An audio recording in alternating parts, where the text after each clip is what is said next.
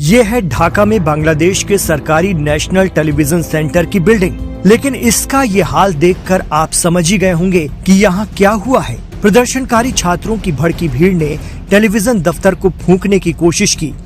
दरअसल प्रधानमंत्री शेख हसीना वाजिद ने इस टेलीविजन दफ्तर से हाल ही में सरकारी टीवी पर खिताब किया था और देश में शांति बनाए रखने की अपील की थी। गुस्साए स्टूडेंट्स ने टेलीविजन दफ्तर को ही निशाना बना डाला। बांग्लादेश टेलीविजन के एक सहाफी ने एसोसिएटेड प्रेस को बताया है कि प्रदर्शनकारियों ने मुख्य द्वार तोड़ दिया और वाहनों और स्वागत कक्ष में आग लगा दी।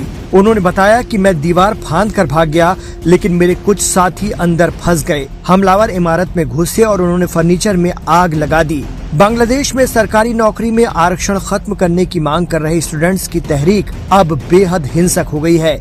हालात इतने खराब हैं कि पुलिस के साथ झड़प में 39 प्रदर्शनकारियों की मौत हो चुकी है। 2500 से ज्यादा प्रदर्शनकारी जख्मी हैं। लाठी, डंडे और पत्थर लेकर सड़कों पर घूम रहे प्रदर्शनकारी बसों और गाड़ियों में आग लगा रहे हैं। बांग्लादेश में बसें और ट्रेनें बंद हैं। मोबाइल इंटरनेट को भी ठप कर दिया गया है। पूरे देश में सरकार ने सेना उतार दी है। इधर बांग्लादेश के सिलहट के कॉलेजों में पढ़ रहे भारतीय छात्र भी मेघालय की दावकी बॉर्डर के जरिए हिंदुस्तान लौट रहे हैं। उन्होंने बताया कि सिलहट में उतना तनाव नहीं है जितना ढाका में है, मगर इंडियन एम्बेसी की गाइडलाइन लगातार जारी है।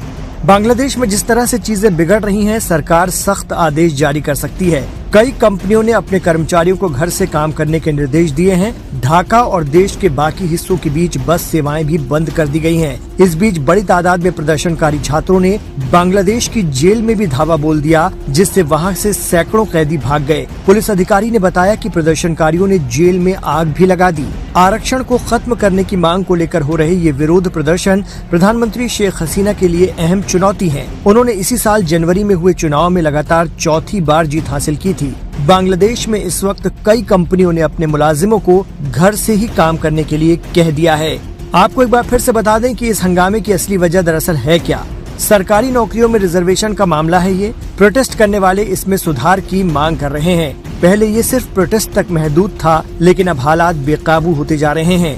मीडिया रिपोर्ट्स के मुताबिक बांग्लादेश में सरकारी नौकरियों में 56% सीटें रिजर्व हैं, अलग अलग लोगों के लिए। लेकिन सबसे ज्यादा 30% रिजर्वेशन 1971 की बांग्लादेश आजादी की जंग के मुजाहिदों के घर वालों को दिया जाता है, जिन्हें मुक्ति योद्धा कहा जाता है। आजादी के बाद से बांग्लादेश में मुक्ति वाहिनी के फौजियों को बहुत ही इज्जत की नजर से देखा गया। सरकारी नौकरियों में भी उन्हें और उनके परिवारों को रिजर्वेशन दिया गया है। तो बांग्लादेश में हालिया प्रोटेस्ट की जड़ भी यही रिजर्वेशन है। मुक्ति योद्धाओं के अलावा बांग्लादेश में महिलाओं को 10% और अल्प विकसित क्षेत्रों से आने वालों को भी 10% आरक्षण है। इसके अलावा मूल निवासियों, अल्पसंख्यकों वगैरह के लिए 5%, जबकि माजूरों के लिए 1% सीट रिजर्व है। इस तरह 56% रिजर्वेशन बांग्लादेश में सरकारी नौकरियों के लिए इन लोगों को है। मतलब 100 में से 56 सीटें पहले से रिजर्व्ड हैं। जनरल कैंडिडेट 44 सीटों पर मुकाबला कर सकते हैं। छात्र इसी 56% आरक्षण को कम करने या खत्म करने को लेकर के पूरी तरह से मैदान में उतर आए हैं। प्रदर्शनकारी छात्रों ने देश भर की मस्जिदों से आग्रह किया है कि मारे गए लोगों के लिए वहां जनाजे की नमाज अदा की जाए। वो अपने प्रदर्शन से पीछे नहीं हटेंगे।